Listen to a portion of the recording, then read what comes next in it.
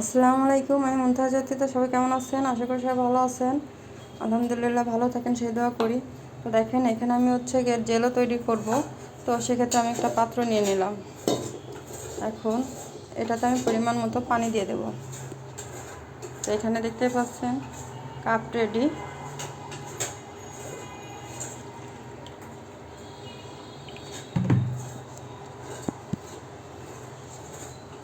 বিসমিল্লাহ। এভাবে আমি 2 কাপ পানি নিয়ে নেব। তো দেখেন, আমি 2 কাপ পানি নিয়ে নিলাম। এখানে অনেকেই আছে যে 2 কাপ পানি ব্যবহার করলে সেখানে আপনার 2 কাপ চিনি ব্যবহার করে। আমি অত চিনি ব্যবহার করি না। আজকে আমি চিনির পরিবর্তে এখানে তাল মিশ্রি ব্যবহার করব। এটা আপনার ইচ্ছা, আপনি এটাতে লাল চিনিও ব্যবহার করতে পারেন, কোনো সমস্যা নেই। এটা আপনার পছন্দ অনুযায়ী করবেন। আচ্ছা, তো এখন আমরা এটাতে তাল মিশ্রি দেবো ইনশাল্লাহ।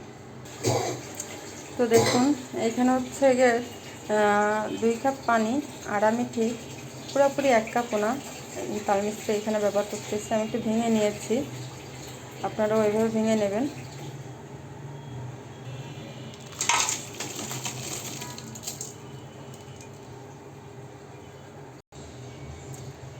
এটা আগার আগার পাউডার। এখানে আমি এক চা চামচ আগার আগার পাউডার ব্যবহার করতেছি। অনেকেই এখানে 1.5 চামচ বা ইচ্ছা মতো 2 চামচ করে।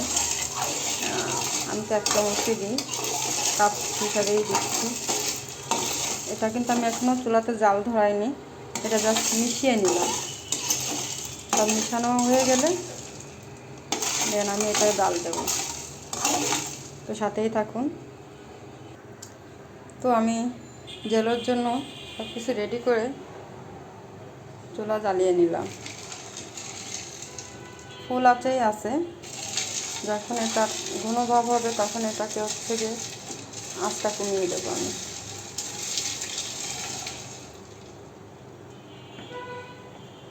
আর জেলো বানাতে গেলে যেহেতু এখানে আগার আগার পাউডার ব্যবহার করে, অনেকে জেলোটিন ব্যবহার করে, আমি জেলোটিনটা ব্যবহার করি না। আমি সবসময় আগার আগার হালাল এটাই ব্যবহার করি। আর এটা সবাই কম বেশি জানেন যে জমে যায়। তো এই অনবরত নাড়ার করে থাকতে হয়।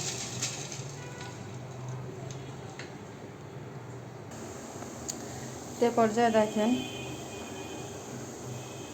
জেলোর যে পানিটা কি সুন্দর করে এটা ফুটতেছে।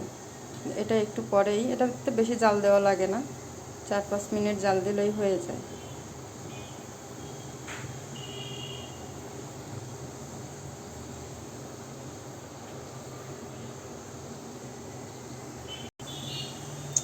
তো দেখেন, আলহামদুলিল্লাহ আমার জাল করে নেওয়া হয়ে গেছে। এবার আমি চুলাটা বন্ধ করে দিব।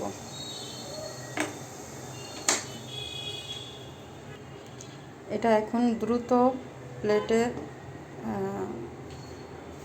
ঢেলে দেব, কারণ খুব দ্রুত এটা জমে যায়। তো দেখুন, আমি একটাতে সবুজ কালারের রং দিয়ে মিশিয়ে নিচ্ছি। এইখানে দেখেন অরেঞ্জ ফুড কালারটা ব্যবহার করতেছি। এখানে গ্রিন আর এটা অরেঞ্জ। এভাবে করে নেড়ে আমি সব জায়গা মিশিয়ে দেব।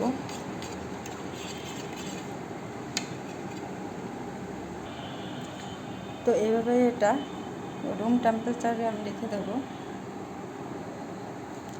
ঠান্ডা হলে তারপরে এটা আমি পিস পিস করব ইনশাল্লাহ।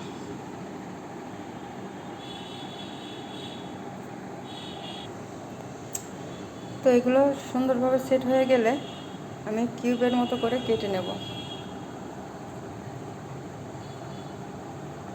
তো সে পর্যন্ত সাথে থাকুন, আবার দেখা হবে ইনশাল্লাহ।